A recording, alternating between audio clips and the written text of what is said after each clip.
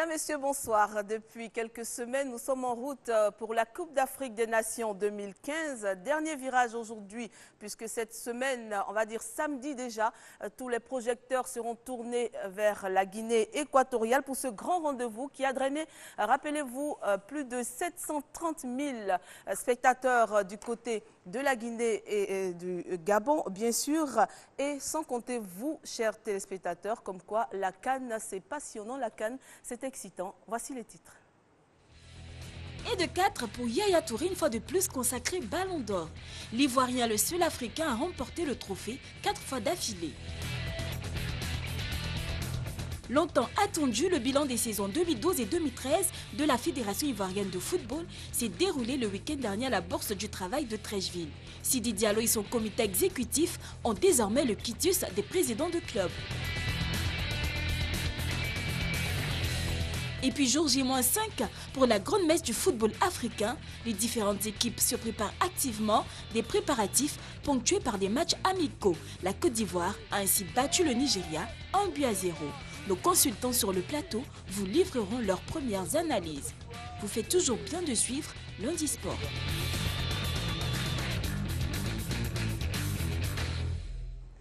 E Coupe d'Afrique des Nations de football. Ce soir encore, nous allons visiter les différentes poules, mais cette fois, nous parlerons essentiellement des préparations des différentes équipes. Il y a du monde dans ce studio, 90 minutes que j'aurai plaisir à conduire en compagnie de Anja Soukrou. Bonsoir. Bonsoir Cathy Touré, bonsoir chers téléspectateurs. Et comme vous le voyez, nous sommes déjà en mode Coupe d'Afrique des Nations 2015. Et à nos côtés, les consultants qui vont nous accompagner tout au long de cette belle compétition. Bakayoko Kapi, bonsoir. Bonsoir Ange. Roger Boli, bonsoir. Bonsoir Ange. Et docteur Alamine, bonsoir. Bonsoir. Charles Dabo nous rejoindra, bien sûr, en cours de parcours. Et bien sûr, messieurs, je vous propose de démarrer tout de suite avec la poule D. On me demandera pourquoi. C'est simple, parce que la Côte d'Ivoire s'y trouve.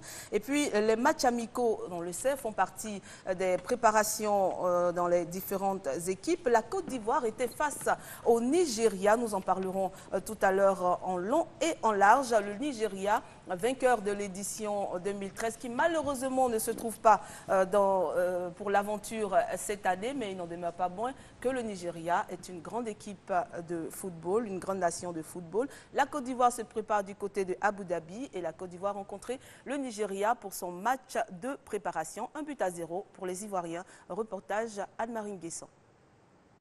Pour son premier match de préparation, la Côte d'Ivoire est venue difficilement à bout d'une jeune équipe du Nigeria.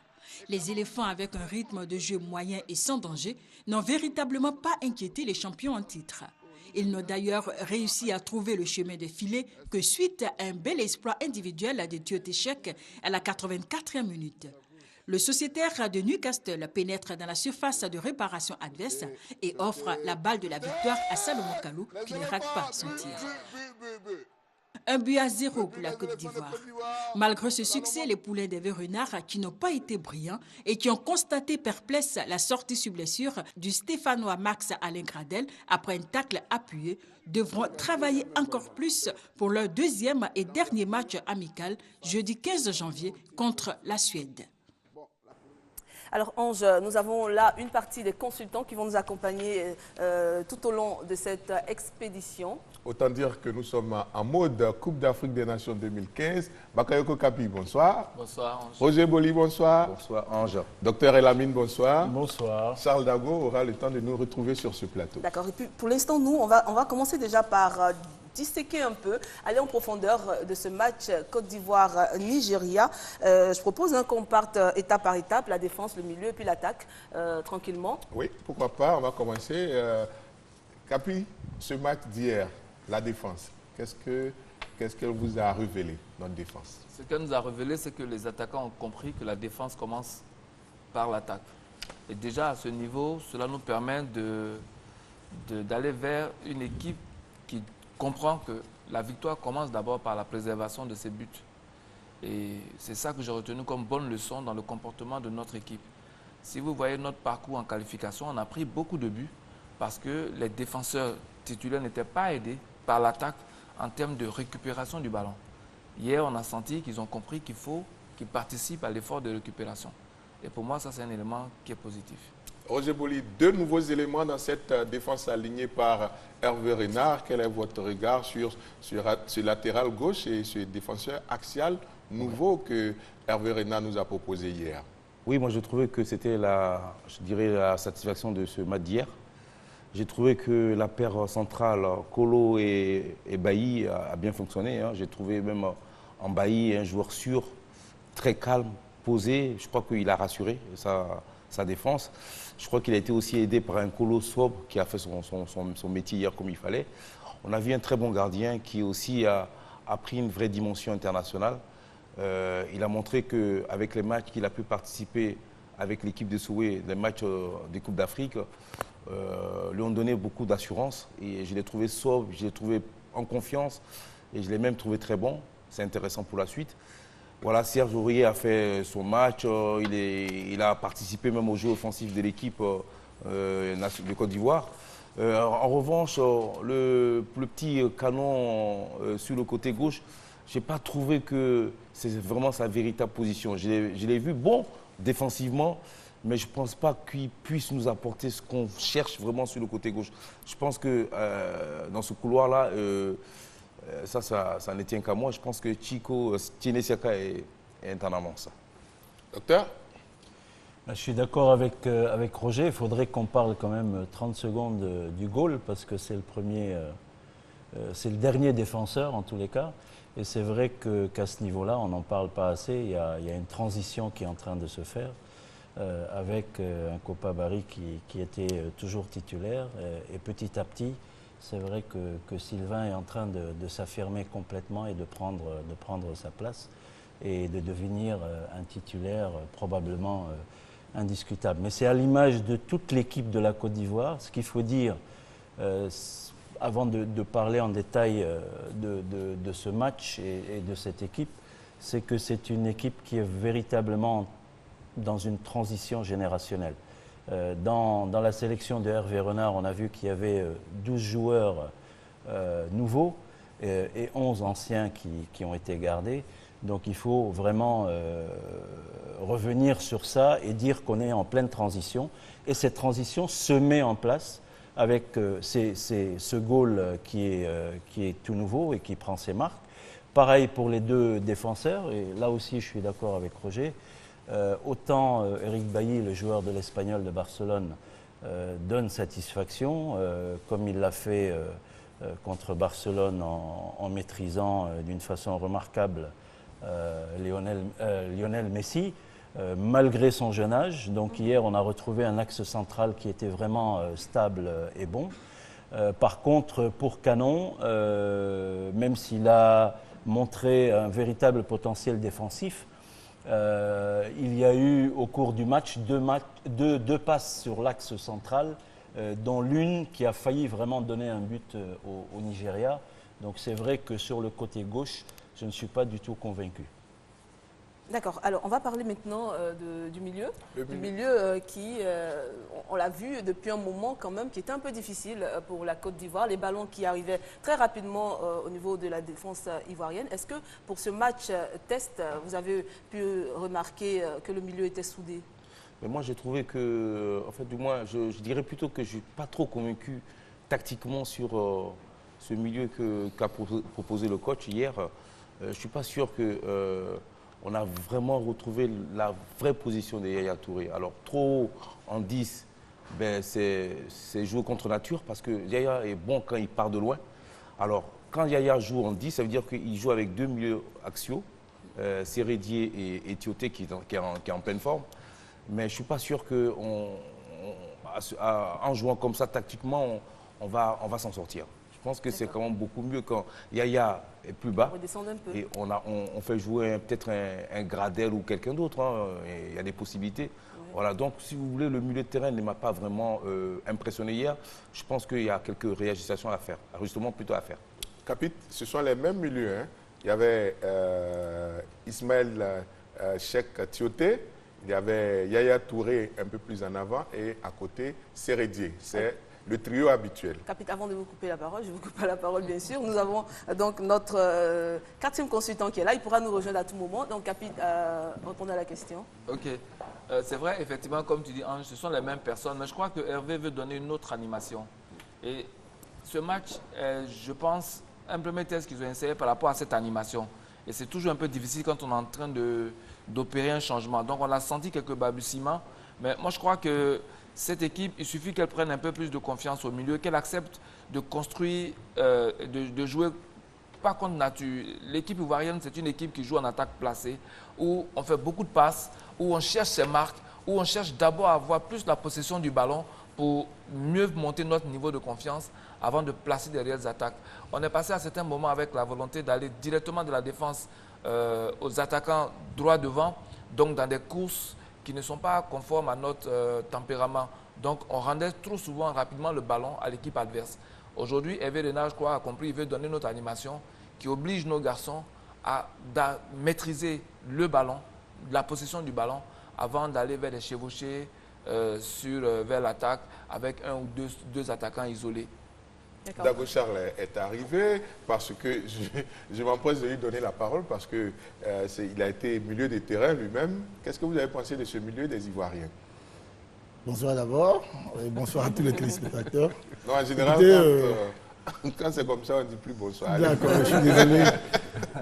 Non, mais moi j'aborde plutôt dans le même sens que Roger Bolli. Je pense que c'est ce que j'ai sensiblement relevé hier sur le plateau. Effectivement, pour moi, il va falloir réajuster le milieu de terrain, repositionner Yaya. Et si on arrive à le faire, s'il arrive à accepter ce repositionnement, je suis convaincu que ce milieu de terrain va être beaucoup plus dynamique que ce que nous on servi jusque-là. Parce que simplement, on a vu, c'est même pas seulement sur le match d'hier, depuis près de, je dirais, 2-3 ans, ce milieu de terrain-là étant le même, comme vous l'avez souligné, a cette même façon de jouer. Les sorties des balles de la défense au milieu de terrain sont difficiles. Et ensuite, Yaya est obligé, en tant que numéro 10, de revenir toujours chez Kolo ou chez Canon, on l'a vu hier, chercher le ballon. Ce qui fait que la transmission du milieu de terrain à l'attaque ne se passe pas bien. Et donc, à mon sens, on gagnerait vraiment à repositionner Yaya.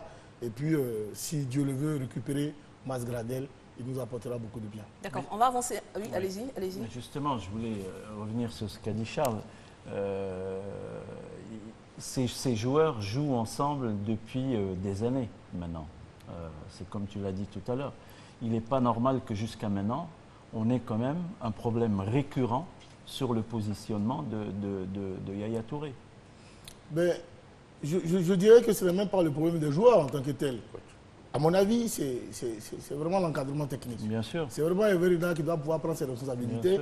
Parce qu'avant de venir même postuler à ce poste d'entraîneur principal de l'équipe nationale de Côte d'Ivoire, il a vu cette équipe-là jouer pendant longtemps. Il a même battu cette équipe en finale de Coupe d'Afrique.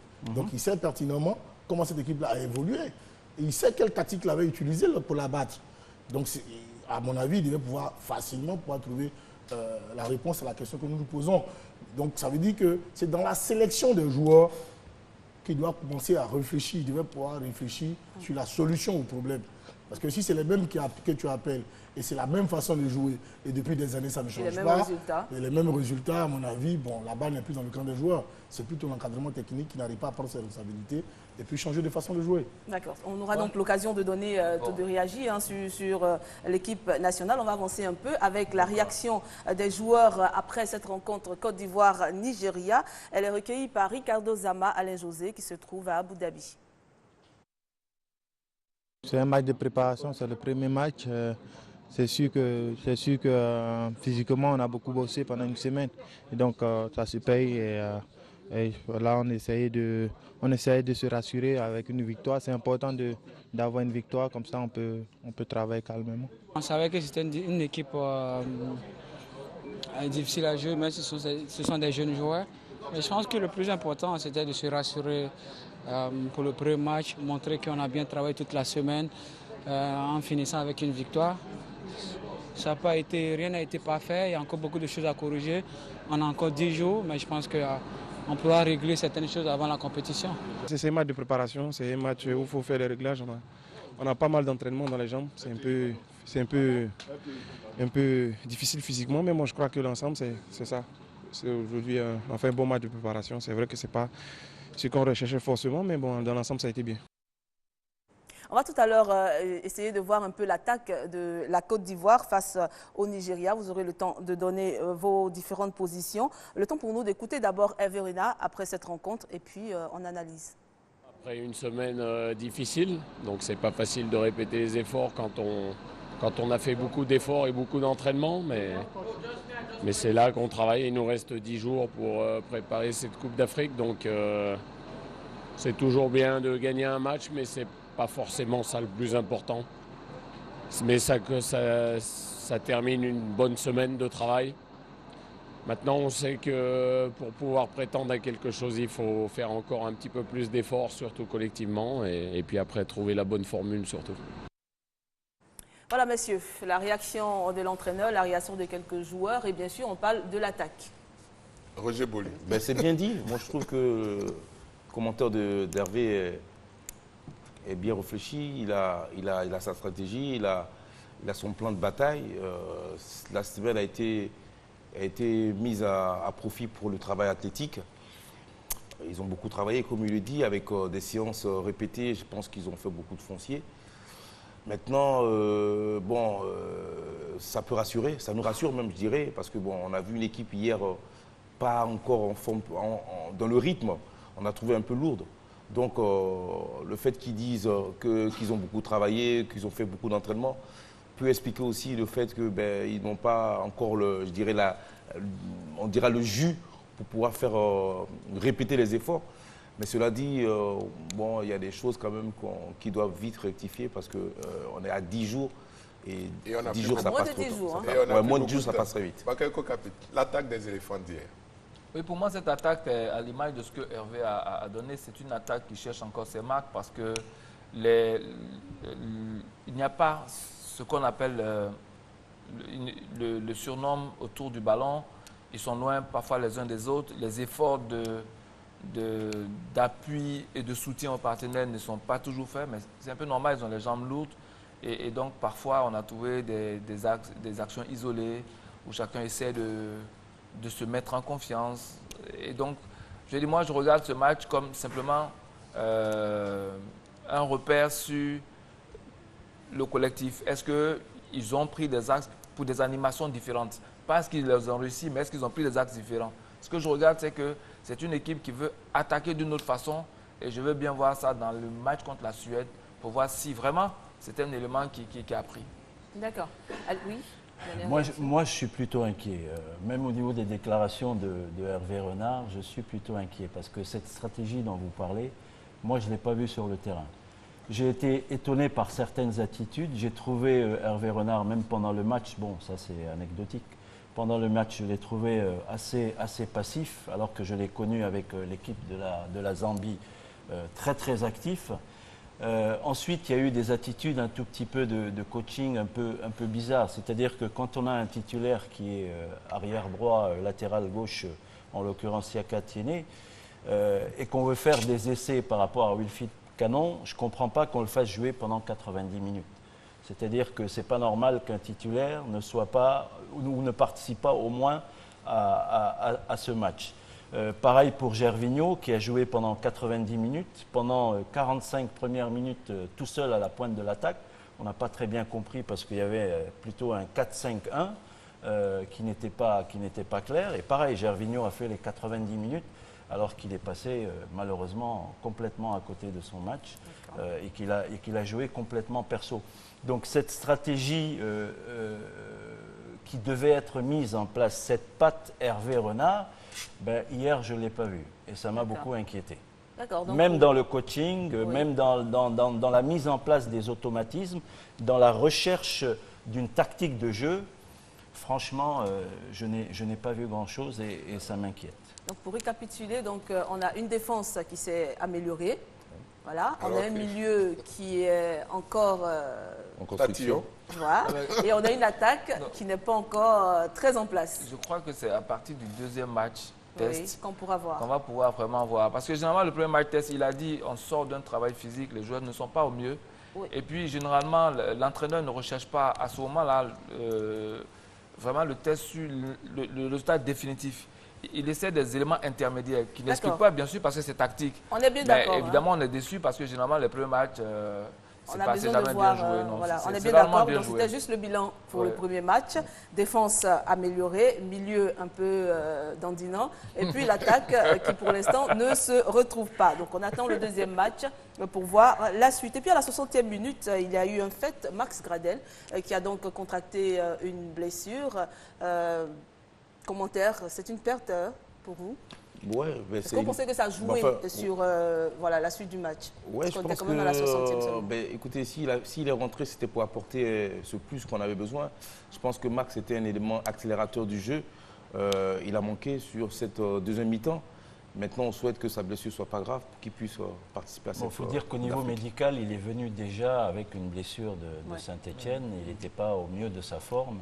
D'accord. Donc il est sûr, mais ce qu'on aimerait, c'est avoir des détails justement sur la gravité de cette blessure. On va écouter Hervé Renard tout à l'heure qui va nous dire si Max Gradel, si la blessure de Max Gradel est assez grave, est-ce qu'il va reprendre les chemins du terrain? Il a pris un coup à la cheville, heureusement qu'il a sauté, donc c'est un coup, ça ne devrait pas être très très sérieux, voilà.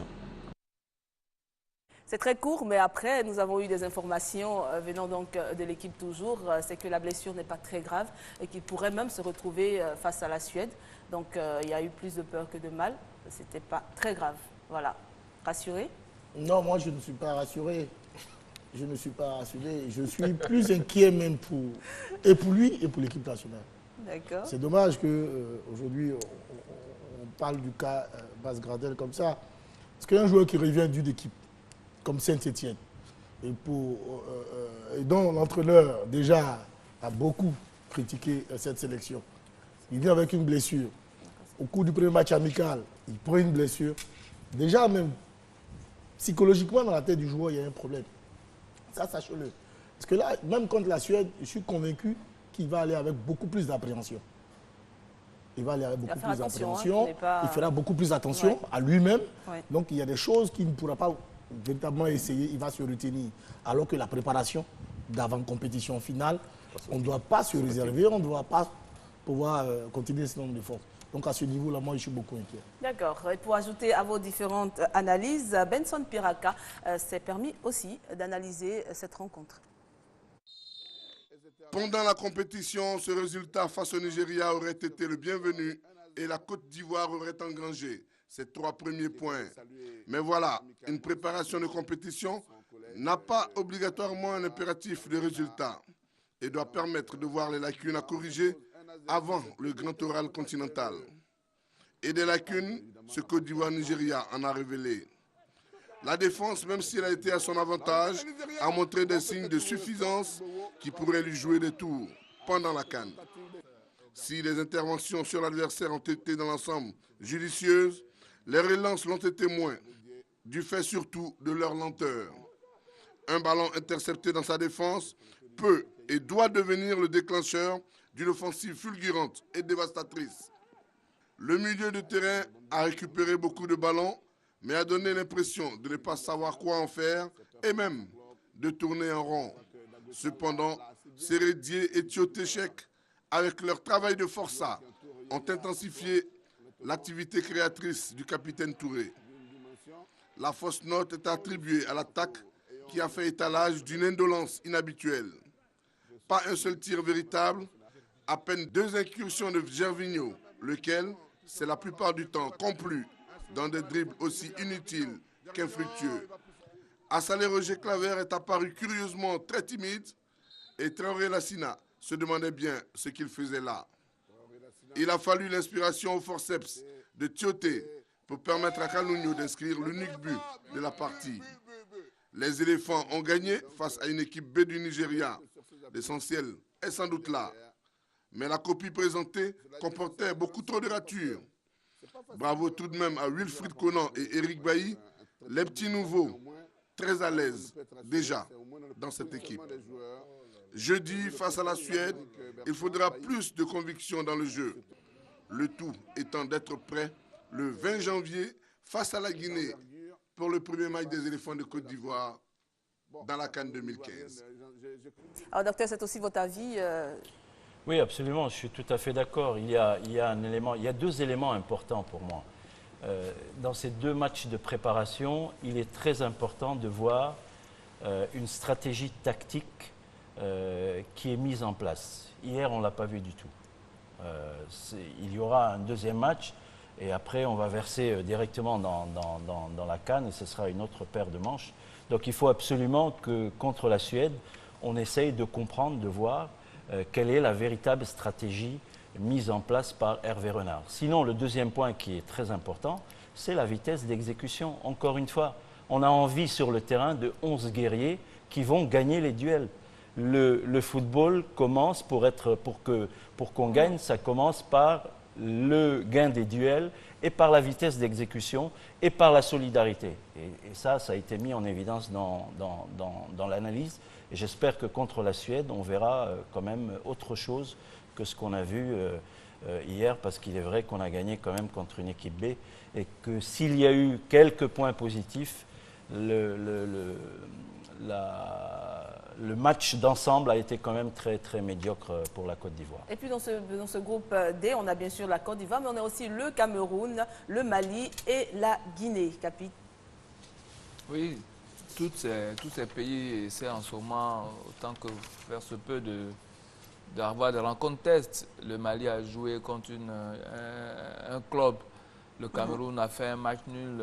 Donc, je dis, tout le monde essaie de jouer, mais quand on regarde, vous verrez bien que tous les premiers matchs sont des matchs de remise en forme. C'est vraiment, on a fait un travail de physique, on a essayé de retrouver son niveau physique après la rupture avec son championnat. Et donc, généralement, je comprends ce que le docteur Lamine dit, généralement, le niveau n'est pas bon. Généralement, la prestation est très, très moyenne. C'est à partir c'est au moment de l'approche de la compétition où on a commencé à avoir un peu de rythme. On voit vraiment les choses se déclencher. Vous avez vu le rythme auquel les joueurs... Il a dit d'ailleurs que c'est trop lent. Oui, effectivement, c'est trop lent, mais parce que vous voyez qu'en fait, chaque fois qu'ils font des efforts, même quand ils ont le ballon, tu sens qu'ils cherchent à récupérer.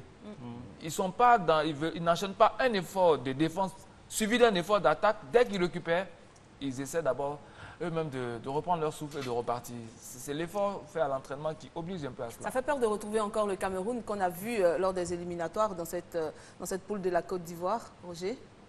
Ça fait peur, c'est un gros mot. Le Cameroun reste une belle équipe, hein, mais bon, je veux dire, si on est sérieux, si on fait les efforts ensemble, si on essaie de jouer vraiment, je dirais, en équipe, et on est quand même la Côte d'Ivoire, il faut qu'on arrête aussi de trop se sous-estimer, quoi. Le Cameroun est bien gentil, c'est une belle équipe, hein, avec des bons joueurs, certes, mais quand même, on a aussi des bons joueurs. On a notre meilleur joueur africain qui est avec nous, on a Gervinho, on a Boni, on a quand même des équipes. Quand tu prends les 2 effectifs... Et on a quand même 4 Ivoiriens dans l'équipe type de l'année. Voilà, quand tu prends les 2 effectifs, tu te aperçois quand même que l'équipe de Côte d'Ivoire, sur le papier, vous allez me dire, est supérieure. Il faudra quand même aussi l'imposer, ça. Il faudra aussi l'imposer sur le terrain. D'accord. Le Mali et la Guinée pourront donner leur mot dans cette poule? Ce sont les éternels outsiders de toutes les Coupes d'Afrique. Donc, nous, on attend de voir. Est-ce que maintenant, ils vont passer à une vitesse supérieure? Oh, je ne crois pas trop. Bon, essentiellement, peut-être le Mali, oui, qui actuellement a sérieusement bossé pour arriver à ce niveau-là. Oui, le Mali, oui, j'ai légèrement confiance aux Maliens. Beaucoup même mieux que la Côte d'Ivoire. Ah oui? Oui. Parce que, au fait, tout ce que nous disons sur les Ivoiriens, sachant que les choses ne changeront pas. Tant qu'on ne repositionne pas les choses ne changeront pas. Contre la Suède, on jouera avec Yaya comme numéro 10, ça sera toujours les mêmes sorties des ballons parce que c'est les mêmes joueurs. En revanche, les Maliens, moi par exemple, j'ai vu le match du Congo avec le Cameroun. Les buts sont... C'est-à-dire que les buts vont vite. C'est-à-dire que tu sens que les gens, soit on opte pour les contre-attaques, donc en 2-3 passes, les gens sont déjà dans la surface de préparation adverse. Même si nous sommes en phase de préparation. Ce sont des équipes qu'on a déjà jouées. Voilà, réellement, eux, ils sont en phase de préparation comme nous, mais on sent de l'accélération, de la vitesse. Lorsqu'ils veulent aller marquer les buts, mais chez nous, on veut forcément endormir tout le monde. Oui. On veut forcément endormir l'adversaire et puis après le broyer. Je pense que, comme on l'a dit, ce sont les premiers matchs. On verra donc face à la Suède pour pouvoir mieux juger. Il y a eu des matchs amicaux dans cette poule D. Oui, dans cette poule D, le Cameroun a fait match nul 1-1 avec la République démocratique du Congo, 2 équipes qui étaient dans le groupe D des éliminatoires de la CAN 2015 avec la Côte d'Ivoire. Cameroun a fait également match nul 1-1 avec l'Afrique du Sud. Le Maroc olympique a été battu par la Guinée 4-1. Le Gabon a été battu par le Mali. Le Mali a battu le Gabon 2-0. Et puis le Nigeria a été battu par la Côte d'Ivoire 1-0. Et puis pour les prochains matchs dans cette poule, la Guinée rencontrera le Sénégal le 13 janvier. Ce sera du côté du Maroc. Le Mali et la Tunisie devront se rencontrer ce même jour au Gabon. Mais c'est un match qui a été annulé, dit-on, pour des problèmes d'organisation. Et puis le 15 janvier, on retrouvera bien sûr la Côte d'Ivoire face à la Suède à Abu Dhabi. Et à Abu Dhabi, vous l'avez dit, Roger Boli, il y a bien sûr le roi du football africain. Il s'agit de Yaya Touré, le capitaine de la sélection ivoirienne. 4e trophée pour Yaya Touré, Ballon d'Or, Ricardo Zama. Que peut ressentir un footballeur dominant tout un continent 4 années d'affilée quand il est ivoirien et se nomme Yaya Touré Nyenyeri? Il a toujours la tête sur les épaules. Ça fait toujours plaisir, ça fait toujours plaisir. C'est vrai que la plupart du temps, c'est pas évident, il y a beaucoup de concurrence. Il y a un moment où on se dit que bon, voilà, les choses doivent venir naturellement. C'est vrai que voilà, le challenge reste le même, c'est-à-dire l'envie de gagner, l'envie d'aller toujours au bout. Marchant humblement vers des lendemains sans doute encore bien fumants, le milieu de terrain de Manchester City s'offre déjà une mission apotropaique. Gervinho, Boni Wilfried, Lassina et même Doumbia, Seydou, Max, il y a une très belle relève qui vient. Je crois que voilà, il va arriver un moment où voilà, mon rôle ce serait d'encadrer mes jeunes frères à aller de l'avant. Une expérience et du talent qui devrait tirer le groupe vers les sommets en Guinée équatoriale. Salut, moi c'est Ange Assoukrou. Salut, moi c'est Cathy Touré. Nous serons ravis de vous retrouver pour les plateaux de la CAN 2015. En direct et en intégralité sur les antennes de la RTI. Please, faites-moi de la place. Salut, moi c'est Fatima Sibé. J'aurai l'honneur immense de vous retrouver tous les soirs de match pour faire le bilan de la journée. Nos envoyés spéciaux depuis la Guinée équatoriale vous donneront tous les jours des informations fraîches. Des gestes techniques, des arrêts spectaculaires et des buts magnifiques pour vibrer ensemble au rythme de la 30e Coupe d'Afrique des Nations de football. Des records, de l'émotion, du suspense et au bonus, les commentaires de Ricardo Zama à ne manquer sous aucun prétexte. Top départ dès le 17 janvier. Et ce jusqu'au 8 février. Et tout ça pour la Coupe d'Afrique des Nations Guinée équatoriale 2015. Suivez-moi. Mais non, oula, suivez-moi plutôt, tous les soirs. Suivez-moi. Vous savez qui suivre. D'accord. Suivez-nous en Alors, tout cas. on parlait donc du Ballon d'Or africain, mais il y a eu aussi aujourd'hui la désignation du Ballon d'Or FIFA. Et c'est bien sûr Monsieur Cristiano Ronaldo. Oui, mérité parce qu'il a fait une saison remarquable. Comme à l'image des précédentes, il a marqué beaucoup de buts et il continue à marquer autant de buts. 61 buts pour 60 matchs. Voilà. Et une moyenne extraordinaire. Et il est toujours aussi travailleur. En 2014. Voilà, il est aussi travailleur, il est toujours régulier. Même si son équipe nationale en Coupe du Monde n'a pas fait la compétition qu'elle espérait, mais il est toujours au top et c'est vraiment un très grand joueur. Il mérite sa récompense. Petite déception pour Manuel Neuer? Oui, moi j'aurais voté vraiment tranquillement pour lui. Parce que Cristiano Ronaldo, enfin, tous ces exploits dont nous parlons sont des exploits faits seulement en club. Mais Neuer, il a tout fait, et en club, et en équipe nationale. C'est vrai que Ronaldo ça aussi, il faut le dire. a raté ça sa aussi, il Coupe faut du le dire. Monde, C'est dommage que, malheureusement, comme le football, tout le travail qui est fait, tout le travail qui est élaboré aux entraînements, par tout ce qu'il y a autour du foot, c'est justement pour marquer des buts. C'est pour ça, certainement, qu'on récompense beaucoup plus facilement les buteurs. Mais franchement, cette année, à mon avis, Neuer méritait d'être Ballon d'Or. Charles, il y a aussi derrière un message commercial, c'est du marketing. Ronaldo, ça n'enlève rien vraiment bien sûr. à la victoire de Cristiano Ronaldo. Il y a le fait que le Real a quand même remporté la Coupe des clubs, la Coupe du monde des clubs. Donc quand on regarde par rapport à Neuer, je veux dire, il a fait plus de compétitions. Oui, mais Ronaldo évidemment, ça monde, joue sur les choix. À quelle compétition on a participé? Neuer, c'est vrai, en équipe nationale, en club, c'est bien. Mais le Real a remporté la Coupe d'Europe, le Real a remporté la Coupe intercontinentale des clubs. Donc, ce sont des compétitions assez ce sont des choses qui jouent. Je vois qu'ici, déjà, chacun a sa préférence. Mais, on va pas... Mais c'est Cristiano Ronaldo. C'est lui qui a gagné. Et c'est lui qui a Ballon d'Or 2014. Largement devant. Troisième fois.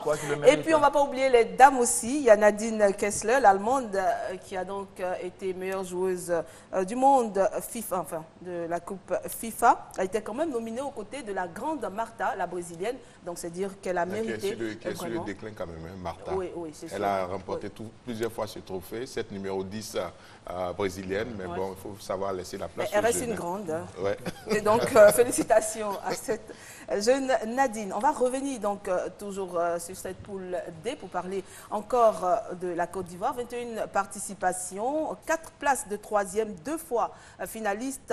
Un trophée en 1992, 23 ans après, pour sa 22e participation. Que pensent les Ivoiriens, que pensent les populations ivoiriennes donc de leur équipe? On va écouter d'abord les journalistes. C'est une nouvelle équipe qu'on va suivre. Donc je pense que la génération dorée, finalement, est restée toute dorée sur papier. C'est vrai que dans les clubs, ils ont vraiment produit quelque chose de beau. Mais dans le collectif national, ça n'a pas toujours bien marché. Mais je pense qu'il ne faut pas justement brûler l'équipe parce que la vie continue. Donc je pense qu'il y a encore possibilité de regarder notre niveau de jeu. Avec Hervé Renard, on pense bien que les choses vont bien se passer, que la mayonnaise va prendre. Et puis on souhaite bon vent aux éléphants. Au-delà de tout cela, on se dit que si comme la Zambie, on reste un bloc et qu'on joue comme un seul homme, on peut faire la différence et remporter enfin une 2e CAN. Pour cette année, ils ne sont même pas parmi les grands favoris. Et quand on se rappelle qu'en 1992, lorsqu'on allait prendre la Coupe au Sénégal, personne ne misait sur la Côte d'Ivoire. Aujourd'hui, c'est la même scène qui se produit. C'est une nouvelle équipe. Il faudrait que les Ivoiriens soient indulgents avec cette équipe-là, parce qu'on ne bâtit pas une grande équipe en une année, en 2 ans, 3 ans. C'est à long terme. D'abord, il faut relever qu'on est dans une poule assez difficile avec une équipe du Cameroun qu'on connaît, qui nous a battus en éliminatoire, avec qui on a fait nul pour se qualifier. Il y a aussi la Guinée qui revient très fort, une équipe remaniée. Ce sont des équipes auxquelles il faudra faire attention. Tout le mal qu'on peut leur souhaiter, c'est d'avoir une participation qui nous honore. Ça, c'est dans un premier temps. Dans un second temps, on voudrait qu'ils aillent jusqu'au bout de leur ambition, qui est de remporter la CAN. Parce que depuis 1992, on est sévré de titres. Les éléphants de Côte d'Ivoire, c'est une affaire de tous ici en Côte d'Ivoire, même si souvent il y a des petits problèmes entre les populations et leur équipe. Et bien à Bouaké, on attend effectivement cette compétition avec beaucoup d'enthousiasme. Kader Sogodogo de la station de RTI Bouaké a visité bien sûr certaines populations. Pour cette campagne, les éléphants de Côte d'Ivoire peuvent compter sur le soutien des Ivoiriens. Tous gardent espoir pour la victoire finale de nos éléphants. Inch'Allah, on sait que cette coupe-là, on va prendre. Parce que moi, je les ai fait confiance que, voilà, plus que la moi, parce que c'est les jeunes qui jouent très très bien. Grâce à bon Dieu aussi, on va prendre la coupe-là. Grâce à nos capitaines, Nyeri, Inch'Allah, lui avec nous, ça va aller. Je pense que cette année, c'est pour nous la victoire. C'est sûr. On va rapporter cette victoire. Pour les éléphants, on a toutes les chances. Si on y met du sérieux. Le sérieux, c'est quoi? Si nos joueurs s'entendent entre eux, s'il n'y a pas de partisans, on peut envoyer la coupe cette année. Des émotions, il en aura certainement. En content, l'éléphant gagné. En content, l'éléphant gagné. En content, l'éléphant gagné. Et c'est cela, la particularité du football africain. On va rester du côté de Bouaké avec Kader Sogodogo pour entendre l'avis des anciennes gloires. C'est reparti pour la Coupe d'Afrique des Nations. Cette année encore, les éléphants de Côte d'Ivoire répondent présents à la compétition. Le seul sacre de notre pays date de 1992. Il y a donc 23 ans que Gadi Seli, Guamene Alain et leurs camarades avaient fait jubiler toute la Côte d'Ivoire. Et puis, au fil des générations, plus rien. Pour cette année 2015, à Bouaké, les anciennes gloires qui ont également porté le maillot de l'équipe nationale sont partagés en doute et espoir. L'équipe nationale s'apprête à affronter la CAN. J'ai un peu peur. Vu même le match d'hier, j'ai eu un peu peur parce que bon, ce sont des jeunes. Il faut reconnaître, le football a changé.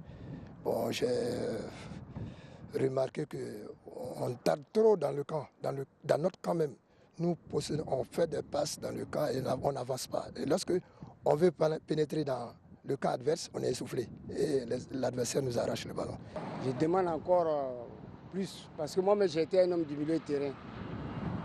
Donc je demande beaucoup aux hommes du milieu de terrain de travailler sans relâche. Hier, ce que j'ai vu, je sais qu'ils ont cette capacité d'aller loin. Avant, là, nous, tout le temps, quand on veut jouer, là, ça, on jouait avec le cœur. On avait des petits secrets en nous. Hein. Moi, comme Comédien, par exemple, on avait des petits secrets en nous. Quand, par exemple, je dois shooter et le ballon, il me dit, ah oui, c'est vrai qu'on dit, il faut soulever, puis le soulever, il botte au fond. Mais on dit, il n'y a plus ça, il n'y a pas, tu vois quoi, ce petit machin, il n'y a pas ça entre les joueurs. Il appartiendra à Yaya Touré et ses camarades de relever le défi présent, ramener la Coupe d'Afrique des Nations au bord de la lagune et briller. C'est bien d'avoir des codes comme ça, on les retrouve souvent au rugby. Même en télévision, il y a des petits secrets entre Cathy et moi, vous ne voyez pas. Ah oui, c'est vrai, on se touche sous la table. D'accord. Alors, Ange, il y a des personnalités qui ont également réagi. Oui, notamment le président Jacques Anouma qui a donné une conférence de presse pour parler de sa candidature au poste africain dédié à la FIFA. Et donc, à cette conférence de presse, nous avons interrogé l'ancien président de la FIFA sur les chances des éléphants à cette Coupe d'Afrique des Nations 2015. Pour moi, les éléphants font partie des trois équipes susceptibles de rapporter cette CAN avec l'Algérie et le Ghana. C'est mieux que personne ne croit à notre équipe et que les choses se passent sur le terrain. Voilà, parce que depuis plus de 10 ans, nous sommes chaque fois nommés comme le grand favori de la CAN. Et puis à la fin, on n'a que nos yeux pour pleurer. Donc si cette année, personne ne croit en nous, je crois que c'est mieux comme ça. On a une équipe qui est jeune. Beaucoup ont envie de... sont en fin de carrière aussi. Ils aimeraient bien partir avec un trophée. Et ceux qui viennent aussi commencer avec un trophée. Donc, on a suffisamment d'atouts pour revenir au pays avec quelque chose. Dans la vie, il y a plein de moments. Ah, je vous ai vu là, docteur. On a failli vous voir. À Abu Dhabi, bien sûr, c'est vrai, on va donc attendre cette compétition. Il y a le stress, il y a tout ce que vous voulez. Mais à Abu Dhabi, quand même, l'entraîneur et certains joueurs ont tenu à présenter leurs vœux. Parce que quoi qu'on dise, nous sommes dans la nouvelle année. L'histoire, bien sûr, de déstresser un peu, pourquoi pas. Ricardo Zama. Mes meilleurs vœux à tous les Ivoiriens partout ce qu'ils sont, à la Côte d'Ivoire. Je souhaite l'amour et la paix. Et il faut qu'on soit tous solidaires. Mes meilleurs vœux à tout le peuple ivoirien.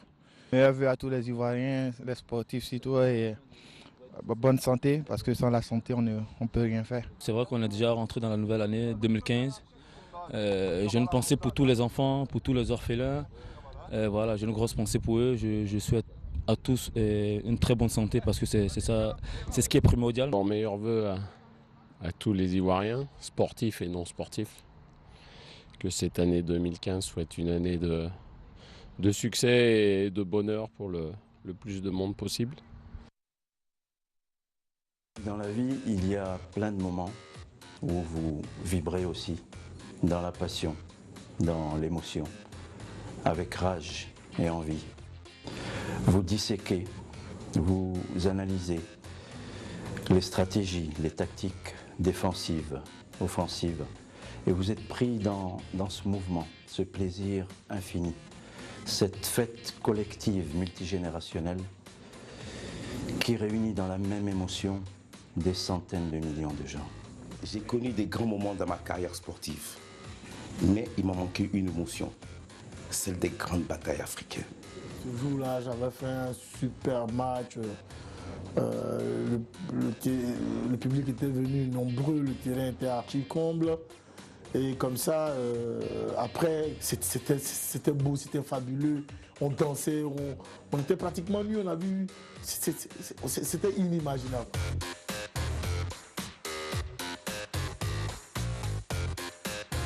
Venez suivre nos analyses sur les chaînes de la RTI et vibrons ensemble au rythme de la fête du football africain. Nous comptons sur vous.